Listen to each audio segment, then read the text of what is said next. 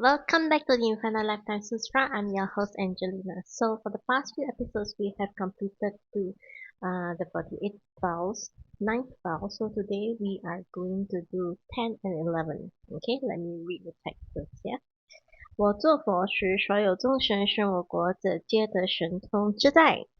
波罗蜜多于一念情，不能超过亿，那由他百天佛刹周边巡礼供养诸佛者，不取正觉。Okay, this entire thing, there are actually two parts to it. 我做佛时 when I become a Buddha, every being within my Buddha world, okay, are able to have 神通自在 that means they are able to have supernatural powers at will, okay, expertise, okay, and have all the infinite wisdom and within the ability to be able to visit all the Buddha lands and to be able to pay homage, worship all the Buddhas in all the Buddha lands.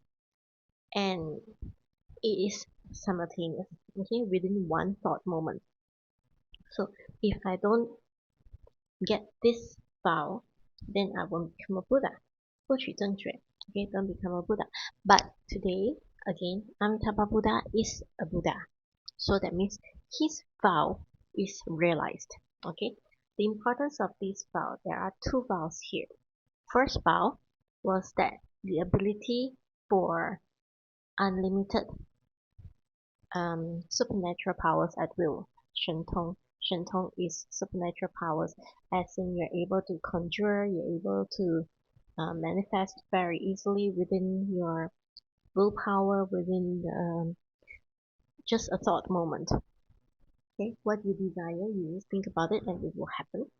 And then there is also the ability to simultaneously visit and pay homage to all Buddhas within one thought moment, to all Buddhas in all Buddha lands, okay? Not just in a single Buddha land, and it's not like our mind thought of I think of this Buddha, so I pay homage to him. No, it's not like that. Okay? It is being able to split yourself into countless bodies. Okay? Countless.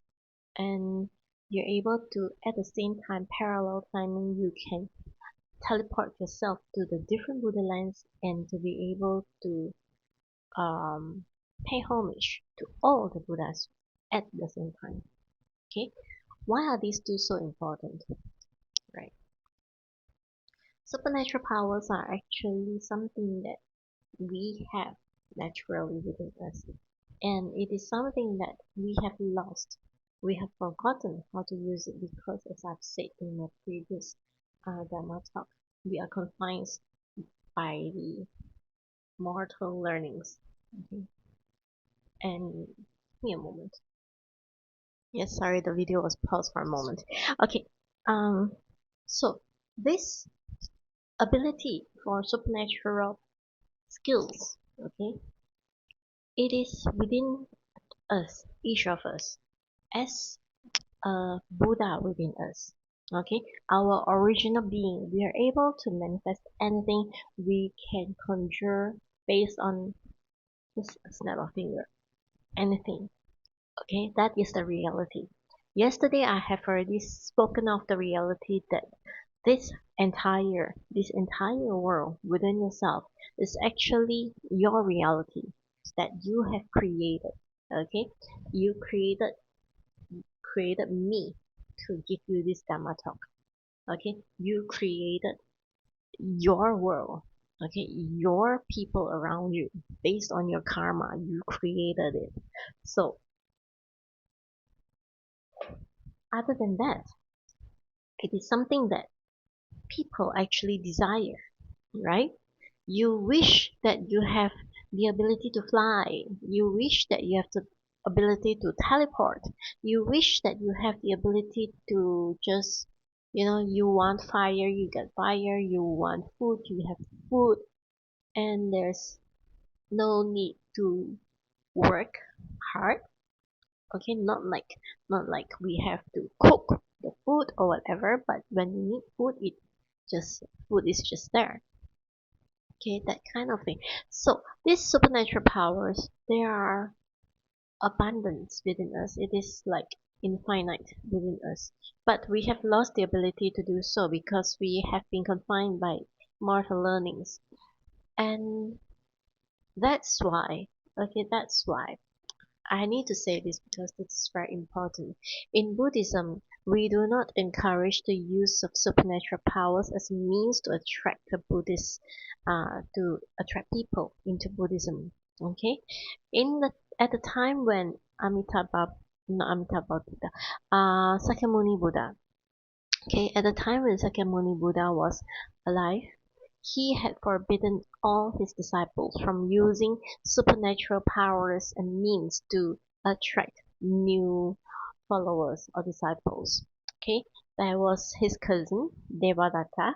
Okay, Devadatta was his youngest cousin, his one of his younger cousin, and Devadatta had been jealous of him for a long time because he was born the crown prince and Devadatta was just a cousin of his. And instead of being a crown prince to become the king of the land, in fact, his ability, Sakyamuni Buddha's ability, was not just to rule that area. If he were to have opted for the becoming the ruler instead of becoming a Buddha, he could have ruled the entire earth itself, all lands. Okay, he could have united all lands. So instead of that, he became a Buddha, and even when he is not ruling all lands, okay, with his robe and everything, he does not rely on his family treasures or anything. Even that, his influence is wide, huge following, 2,000 over years, 2,600 over years now.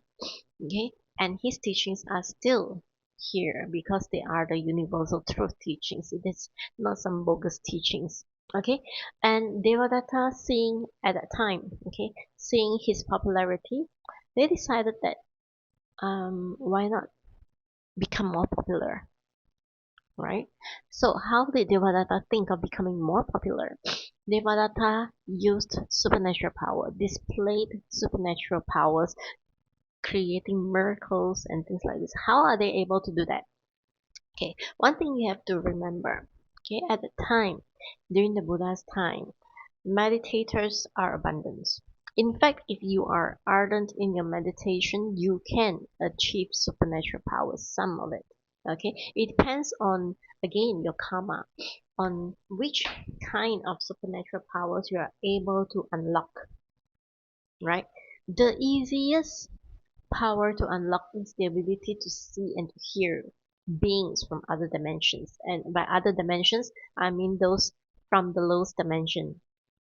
Okay, that means you are able to see ghosts. If let's say you practice, okay, in fact, it is very easy for you to see ghosts. You don't need to go to any haunted house or anything.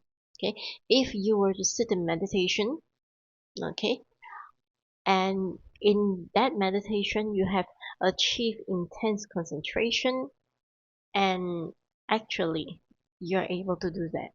Okay, you're able to open up your third eye to be able to see unseen beings around you. Okay, but do you really want to do that? Okay, it is one of the processes that you go through. It is one of the achievements that you will be able to get through because you, in meditation, when you have intense focus, you would have removed the first layers of your onion. Okay, and when you have removed the first layers of your mortal learning, one of the easiest to achieve is actually the ability to achieve your all-seeing eye, your divine eye. But your divine eye is also limited to the six realms of existence, in fact to the lower realm of existence, because it's easier for you to see the lower realm rather than to see the higher realm. Okay, you can see lower, but it's hard for you to see higher. Okay, so always remember that if let's say somebody claim to have some supernatural powers and claim to be somebody from the upper realm, don't believe, don't easily believe. Okay, those from the upper realm won't so easily come down to see you as a lower realm person because our bodies are not as pure. Okay, but we are able to see those from the ghost dreams. But to interact, that's a different story. Okay, you can see, you can hear, but whether you are able to interact is a totally different thing. All right. Sometimes some people you can see and you can hear, but you cannot interact because they are in a different dimension, and your ability to see is just something that you achieve your telepathic eye. Okay, your divine eye open for you to be able to see them. That's all. Okay, but I would abstain from um, any forms of interaction, especially with the lower worlds, because interaction with the lower worlds means that you are, how shall I say, if you're really, if your own self is strong enough, okay, your studies are strong enough, then you'll be able to withstand, because the lower roles, they are able to lie very easily. Okay, if you just look around you, a lot of people, they say things like they have gotten some mandates from somewhere, and then they do all kinds of things, performing all kinds of miracles. But in truth, I have said it before, bodhisattvas or the Buddhas, the moment their identity is being revealed, they will need to leave. They won't stay a day longer. Okay, they will just leave. In fact, there was a story about them. It's not a story. It was a recounted. Um, how to say? It's a record. Okay, that at this particular place, I can't remember what place that was, in remote mountains. Okay, in China. So there were some monks, okay, and they were working very hard, and then they were the monks were mending a temple, and then helping the villagers and things like this. And then one day, one of the monks actually said, oh, there, this bodhisattva and that bodhisattva, one of them is Guan Shu Pusa Avalokitesvara, and another one, I can't remember which bodhisattva it was, but this um this monk, he just blurted out, oh, these two are helping you guys. And after that, when the village people went to the temple and talked to these two monks, and then these two monks are saying that, oh, that Buddha is, why didn't he keep the secret, things like that. And then they just smiled, and then the three monks vanished. Okay, the identities are revealed, so the three of them vanished. So the villagers, they only then did they realize that, oh, these three benevolent monks are actually the Buddhas and Bodhisattvas manifesting to come and stay in the village and help the people. So if anyone, okay, anyone claiming to be a great Bodhisattva or a Buddha, um, reborn, coming over here, don't believe, unless that person actually has to leave, disappear within quite immediately. Okay, upon his identity being revealed. So back to the question. So Devadatta created all kinds of miracles and conjured a lot of things to get disciples. Okay, he got a lot of followers, right? But the problem is he didn't teach the true Dharma. Okay, he was just using all kinds of means and ways and performing feats of miracles and things like this, but he does not teach the true Dharma. Okay, so eventually, at that time, people were still quite clear in their thoughts. They have some really good karma around them. So soon they realize, oh, Devadatta is a liar, right? He can perform feats and miracles, but he is not really teaching Dharma. At that time when Devadatta did this, one of the great disciples, Reverend uh, Moggallana, the Venerable Moggallana, he was the utmost in terms of miracles, in terms of supernatural powers. Okay, Siddhartha Gautama Buddha, our Lord Gautama Buddha, has two great disciples. One is Sariputta. Sariputta is utmost in his wisdom, and the other one is Moggallana. Moggallana is utmost in his miracle supernatural powers. Okay, so Moggallana was saying, why not we just, their miraculous feats are just like normal. I can do better than them. And why not we just conjure something, to get back these um, disciples? Then the Buddha said, no, no need, don't do that. Okay, and eventually people find out and people leave Devadatta's congregation because they know that he's a host.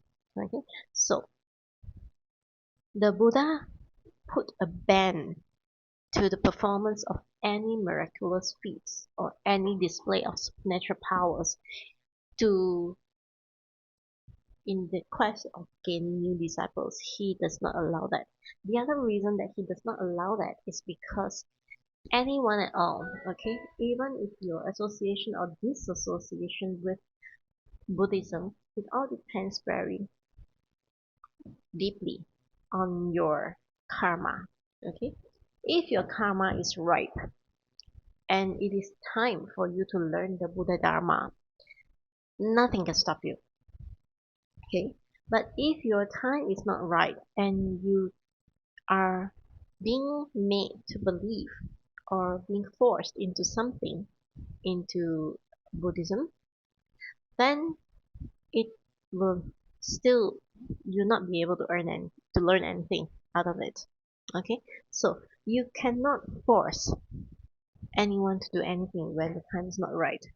Okay, you cannot force a person to, like for example, if you were to look at some people, right, you can't force the person to take up a managerial role, for example, or a directorship role, for example, if the person is not skillfully ready for the job. He can be doing miraculous feats, can be suddenly hyping up to a lot of success, showing off a lot of branding and awareness and things like this. But it does not mean that he can sustain it long term. Okay, at least not within the same company until the company management finds that he is a hoax, right? So results speak for themselves. So that's why we always follow Lord Gautama Buddha. Okay, when the time is not right, just stay put. When the time is right, nothing is going to stop you. Your karma will lead you to it. Okay, so there's no need to hurry, don't need to worry. Okay, just put your faith in Amitabha Buddha. Right? So back to this one. The miracles that we are able to perform. Okay, what sort of miracles do you really want to perform if let's say you have any? Okay, in the early episodes, we have talked about your divine eye and your divine ear. And in fact, you're able to read other people's minds. Okay, like the past episode, we have already spoken about that. And then for this episode, we're talking about all kinds of miraculous feats. You can create all kinds of things. Okay, anything that people are looking. You don't need to learn magic. Magic is deceitful. Okay, in fact, why are they able to do so? Okay, is because they have tricks. The magicians have tricks, but the supernatural powers that the um, achievers, those enlightened, okay, those who enters into Amitabha's pure light, they are able to perform miracles. They are able to perform supernatural feats, not because they have tricks, and they don't rely on external tools to help them work. Okay, but they rely on just themselves, their true selves. That's why they're able to do all these things. Okay, and there's no tool for you to remove. Okay, it is all within yourself, right? So that's why this one is something that we need to be mindful of. Okay, remember the miracle is within yourself. Okay, you don't need trickery, you don't need tools. Okay, and then the other one about being able to pay homage to all Buddhas in all directions. Okay, simultaneously in one thought moment. Okay, the exact words were these ones, right? 于一念请不能超过亿那由他百千佛刹，周边巡礼供养诸佛者。That means within one single thought moment, you split yourself into many, many manifestations in different Buddha lands, and all at the same time you can be paying obeisance to the different Buddhas in the different Buddha lands. Okay, you are able to do that. In fact, if you go to Amitabha's Pure Land, okay, the moment your lotus flower opens, okay, remember when you are called upon to migrate, okay, during your end of life moment over here, okay, you are being collected by Amitabha in that lotus. You see, he has a lotus flower on his hand, right? The flower, right? You step into that flower, that the buds will close. Okay, the buds will close, and you're being transported to Pure Land. You can't go there by rockets. You can't go there by yourself. Okay, you don't have the roadmap. You don't have the Waze or the Google map to go there. Okay, but Amitabha Buddha is the one who will come and collect you. Okay, when he collects you in that lotus flower, okay, the moment you step in, your flower will close. Your flower closes, you have the transformation, and the moment it reopens, you will look exactly like Amitabha Buddha with all the wisdom and whatever that is stated in these 48 vows. Okay, the telepathic ear, the divine eye, divine ear, telepathy, being able to transport yourself into different places within the moment, being able to manifest yourself into, split yourself into many different bodies and going into different Buddha worlds in all 10 directions. In fact, it's not just for you to visit the Buddha worlds. Okay, you, let's say, when you see, okay, at that moment you know that your relatives are ripe for teaching of Buddhism, they are ready to accept Buddhism, you'll be able to manifest yourself maybe into a different being, okay, to approach them and to teach them the Dharma. You can do that, okay? And there are those who reported, like for example, um, at the time when they know that Amitabha Buddha is coming, okay? Not just Amitabha Buddha, but the whole congregation. It can be Amitabha Buddha, it can be you wish for Amitabha Buddha, you can wish for your other, whoever, whichever relatives, okay? They will know that your time is right to become a Buddha, to go to Pure Land, and they themselves will follow Amitabha's congregation to go and meet you, okay? To bring you, while they send you off there, they come and welcome you. Come together, we'll go to Western Pure Land. Okay, we'll go to Amitabha's Pure Land. Okay, so you can have a lot of manifestations. And in fact, you look at Amitabha Buddha, okay, his emissions to entries into his Dharma world is continuous even while we're talking. Okay, even as we're talking right here, he is not just collecting people from our world. Okay, there are people in our world who are still able to like chant Amitabha Buddha and then be collected by him to Pure Land. But in fact, it is to all 10 directions. So simultaneously, no matter how many there are, okay, our world may be lesser right now, but in other Buddha worlds, in other world systems, there are other beings who are ready to become Amitabha's disciple in Pure Land. At the same time, he manifests himself into the same golden body, okay, and he goes and collects them in their respective lotus flowers. Okay, this is how grand his mission is. Okay, how grand it is. He will not forsake anyone at all. Okay, in his later vows you can see how easy it is, right? Instead of all this, you know, a lot of different rituals or whatever, Amitabha's practice is the easiest of all. Okay, so that's why I'm practicing it. Okay, because I didn't have time for too much rituals. That's why I'm practicing it. Okay, so you have to understand when Amitabha says that the moment you enter Pure Land, you have everything that he has. Okay, you are able to do everything that he does. This includes your ability to manifest into so many infinite manifestations at the same time within one thought moment to different Buddha worlds in all 10 directions. Okay, so this is one of is his 11th vow. Okay, the ability to do that. Your manifestations into so many different Buddha worlds for you to pay homage to all the Buddhas in all the Buddha lands. And how many Buddha lands are there? Infinite. Okay, so when you are paying obeisance to infinite Buddhas, your karma, your merits will be infinite as well.